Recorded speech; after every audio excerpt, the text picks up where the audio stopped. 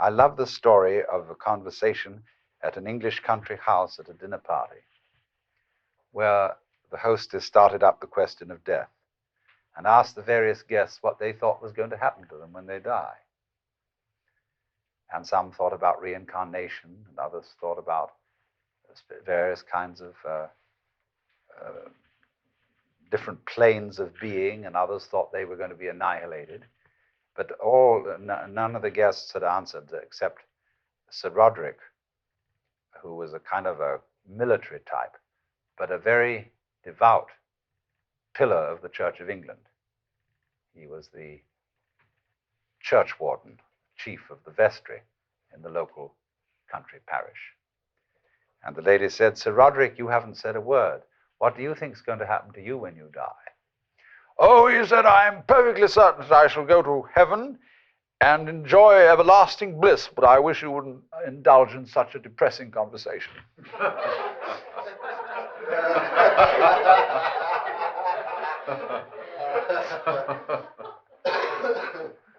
That's true, isn't it? Death in the Western world is a real problem.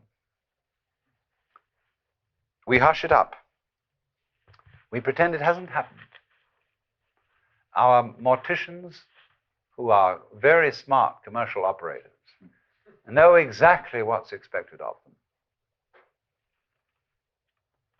And they make death just awful by pretending it doesn't happen. See what happens. You go to a hospital and you're at the end. You've got terminal cancer. And all your friends come around and they wear false smiles and they say, "Cheer up, you'll be all right. In a few days from now, you'll be back home and we'll go out for a picnic again." The doctors have their bedside man. You see, a doctor is absolutely helpless with a terminal case because a doctor is, by social definition, a healer. And he's not allowed to help you die. He's out of role. Even though, he may sneak behind the rules and do it, but he's got to heal you. So he's going to keep you indefinitely on the end of tubes and all kinds of things. While there's a certain grave demeanor to all this, and all the nurses are so pleasant and so totally distant because they know this is death. And they mayn't be frank with you. That's why they feel distant.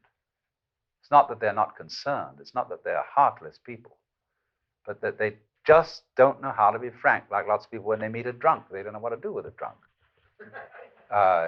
because he's not behaving right. So when you're dying, you're not behaving right. You're supposed to live. See, so we don't know what to do with a dying person. We don't get around that person and say, listen, man, I've got the news for you. You're going to die. And this is going to be great. Look, no more responsibilities. Don't have to pay those bills anymore. Don't have to worry about anything. You're going to just die. And let's go out with a bang. Let's have a party, see? We'll put some of that morphine in you so that you won't hurt too much. But we're going to prop you up in bed, and we're going to bring all our friends around, and we're going to have champagne, and you're going to die at the end of it, see? And it's going to be just marvelous. It's like being born, see? When we had birth problems, see, all women used to think that birth had to be painful. It was good for them. It was one of the things you had to suffer because you'd been screwing around with people, and therefore you had to have a child, and it's got to hurt.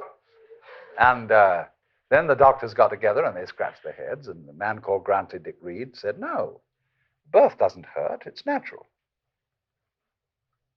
All we've got to do is to talk these women into the idea that it doesn't hurt, that all these so-called pains are just tensions, and that birth is great. It's not a disease. It's not really something you ought to go to hospital for, because you associate hospitals with diseases and sickness. Birth isn't sickness. All right, now let's do some new thinking. What about death? Is death sickness? Or is it a healthy, natural event like being born? Of course it is. So, I mean, a little change in social attitude about this will fortify everybody else. I mean, if I'm alone and all my relatives are going, and kind of pretending to me, it's going to be hard for me. I've got to challenge the whole bunch of them and get my dander up and say, listen, damn you, I don't want all this thing around here. You've got to take a different attitude about my death. Well, that's hard. But if everybody helps me, and we do, we're all one body, if they all come around and say, congratulations, you're going to die. Liberation. Liberation now, you see. Because just before you die, I mean, look, I know very well a skillful priest handling a person dying can do this for them. But he has to talk very, very, very straight. And he has to say, listen, these doctors, don't you pay any attention to them. They're trying to amuse you and deceive you. You're going to die. This isn't terrible. But it's just going to be the end of you as a system of memories.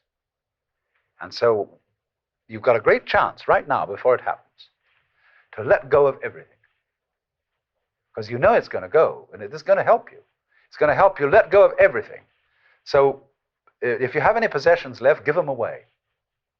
Give everything away.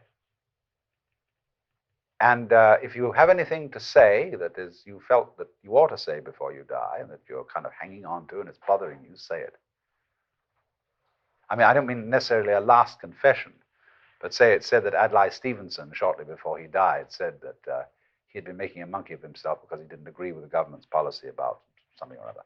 You know, he had to get that off his chest because he had a little thought in the back of his mind that things were catching up with him, you see? So the moment comes when this thing called death has to be taken completely, not as some ghastly accident, something that all your friends are going to stay away because you're awful. I mean, sometimes people, when they die, are in a very unpleasant physical condition. They don't smell good, they don't look good, and so on. But an enormous amount can be done with scientific methods to make things reasonably tidy from a purely sensory point of view. But the main thing is the attitude that death is as positive as birth and should be a matter for rejoicing, because death is the symbol of the liberation. There is a wonderful saying that Ananda Kumaraswamy used to quote. I pray that death will not come and find me still unannihilate. In other words, that man dies happy if there is no one to die. In other words, if the ego has disappeared before death caught up with it. But you see, the knowledge of death helps the ego to disappear, because it tells you you can't hang on. So what we need, if we're going to have a good religion around, that's one of the places where it can start. Having, I don't know, well, nowadays I suppose they'd call it the Institution for Creative Dying.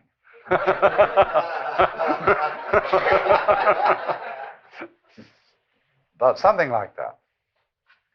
And you can have one department where you can have champagne cocktail party to die with, another department where you can have glorious religious rituals and priests and things like that, another department where you can have psychedelic drugs, another department where you can have special kinds of music, anything, you know. All these arrangements will be provided for in a hospital for delightful dying. But that's the thing, to go out with a bang instead of a whimper.